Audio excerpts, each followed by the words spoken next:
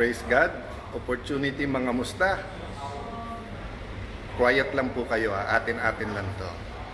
Pero iparating natin sa NBI, sa DOJ at sa Malacanang.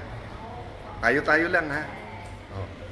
Sabihin natin sa DOJ, sa NBI at sa Malacanang, di kayo halata ha.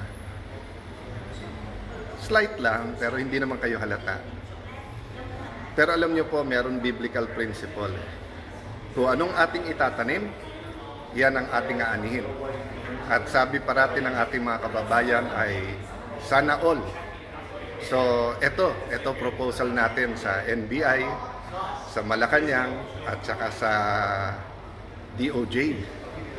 Imbestigahan niyo yung Southeast Asian Games of 2019 kung saan tayo nag-overall champion at tinangala ng buong Southeast Asia. Imbestigahan nyo ng husto, bigay nyo lahat. We will support totally. Pag sinabi kong we, ako, at hinihimo ko lahat ng mamayan, supportahan yung investigasyon na yan. Tapos, ako naman, 10 ng aming mga kasama na ngayon ay nasa minority, imbestigahan naman namin ang flood control. Deal?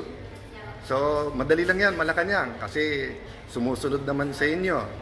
Sila Senator Erwin, sila Senator Lacson, yung mga nasa Blue Ribbon. Kalabitin nyo na. Total, 30 weeks. Matagal po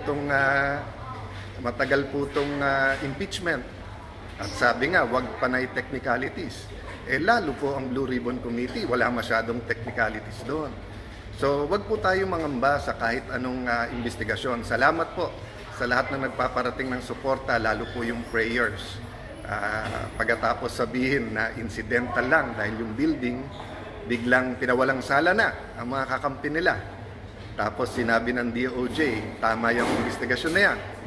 Tapos ang Malacanang, naimbestigahan na daw yung sekretary nila, pero ako daw, hindi pa. Okay lang, imbestigahan natin lahat. Pero hindi naman siguro bad words ang flood control. Ang bad words ay cover up. So, tamang-tama, magsosona na ulit. Bigyan natin ng pwedeng pag-usapan ang mahal nating Pangulo na tunay na mga pangyayari. May list na kami ng mga witnesses na mga matitibay. Yung iba, nasabi na in public. So, supportan natin lahat. All-out investigation, katotohanan, para magbago na yung ating bayan. God bless you all.